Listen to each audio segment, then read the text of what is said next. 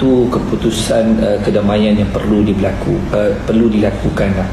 Sebab seperti mana kita tengok dalam kes yang tular baru-baru ni berkaitan dengan kes seorang anak yang telah melakukan perkara yang tidak sepatutnya kepada seorang ibu.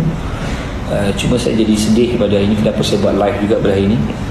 Sebab hari semalam ibunya telah dimasukkan di hospital kerana berlaku pendarahan di bahagian kaki. Dan pada pagi ini mana gambar ibunya kakinya dah dipotong. Jadi hari ini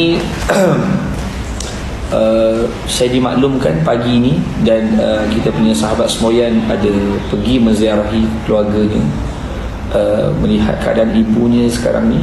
Kakinya baru dipotong kerana kita sedia maklum kalau orang yang menghadapi kencing manis ini, apabila berlaku sebarang luka terhadap anggota badan, maka ia amatlah membahayakan kepada seorang yang berpenyakit kencing manis ni, kerana dia akan merebak dengan begitu drastik. Jadi sebab itu saya jadi macam tak berapa lihat hari ni. Saya tak boleh tunjuk lama sebab di TikTok ni. Nampak tak? Nampak tak? Jelas tak? Okay. Jarinya. Jadi sebab itu saya rasa tak nampak lah. Nampak tak? Makanya nyalakan dulu. Nampak tak? Okey, nampak. Sebelah sini. Nampak. Jadi sebab itu saya melihat perkara ni, saya tak tahu apa yang diinginkan oleh anak beranak ni. Sudah pasti kita di Semoyan Malaysia banyak kes-kes yang kita hadapi.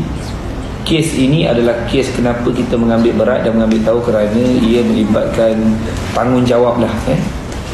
Kami ni pun di Semoyan Malaysia ni bukanlah orang baik pun.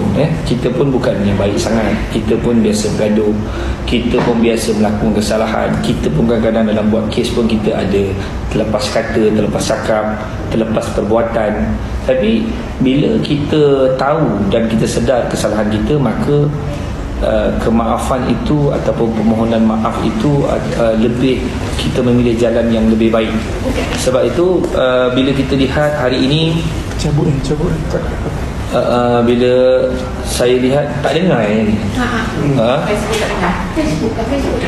Pada peringkat awal, kenapa kita pergi jumpa dengan dia, kita tak nak ada campur tangan daripada pihak yang berwajib, khusus pada pihak polis, kerana kita tahu semua bukti-bukti yang berkaitan bagaimana insiden yang berlaku ke atas ibu dia, kita tahu. Tapi sebagai seorang ibu yang meminta tolong daripada Semoyan Malaysia, sudah pasti dia tak nak tengok anak dia mengikut dalam penjara.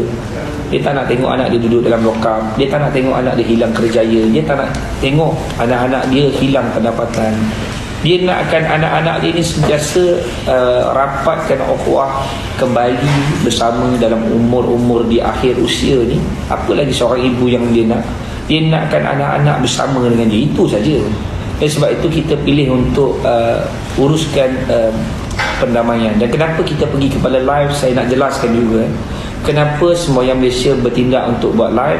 Kerana individu Pak An ni buat live setiap hari mengatakan perkara-perkara yang tidak sepatutnya kepada ibunya. Dan saya melihat terlalu ramai juga pengikut-pengikut yang mungkin usianya dari umur 12 tahun ke 18 tahun, yang mungkin sebahagian mereka tidak berpemikiran waras, bercakap seolah-olah mengangkat martabat seorang anak yang menderhaka, mencakap perbuatan-perbuatan yang tidak elok kepada sewajarnya kepada ibu. Maka saya bertindak untuk pergi untuk buat live supaya untuk menghentikan perbuatannya. Tapi apa yang berlaku, dia tidak berlaku sebaliknya apa yang kita harapkan.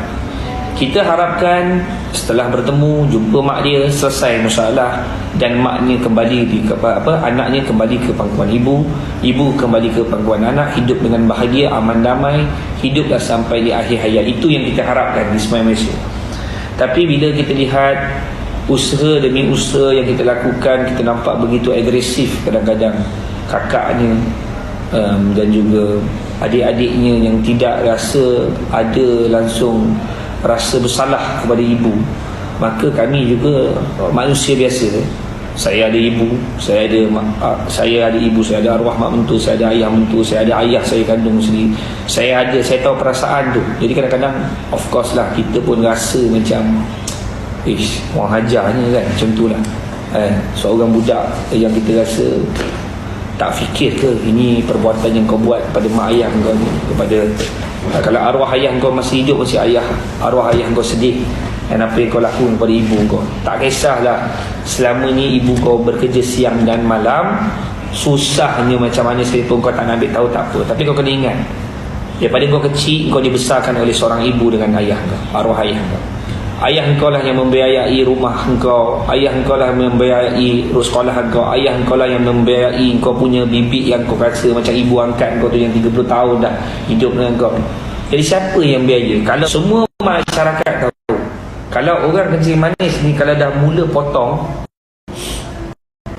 ibu jari, potong ibu jari kaki, potong, jadi faham-faham lah, maka masanya tidak lama.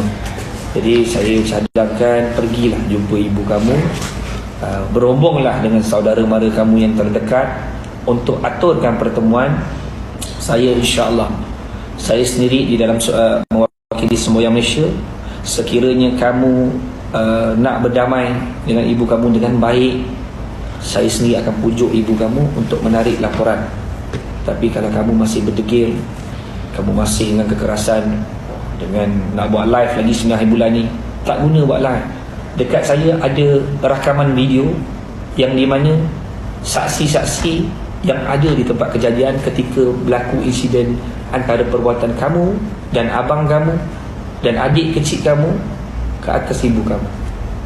Ibu kamu meronta-ronta, semua ada. Jadi sebab itu benda ini tidak perlu ditularkan. Benda ini tidak perlu kita berikan kepada pihak berwajib. Datanglah Yana, pergi jumpa dengan sepupu kamu, cari jalan. Itu ibu kamu, ibu kandung kamu. Sebab kalau kamu masih berurusan dengan sifat yang keras ini, dia tidak mendatangkan kebaikan. Saya pun, kalau saya dah mula lepas tangan ini, kalau katakanlah rumusan saya yang terakhir, selepas ini saya nampak tidak ada berlaku sebarang tindakan daripada kamu.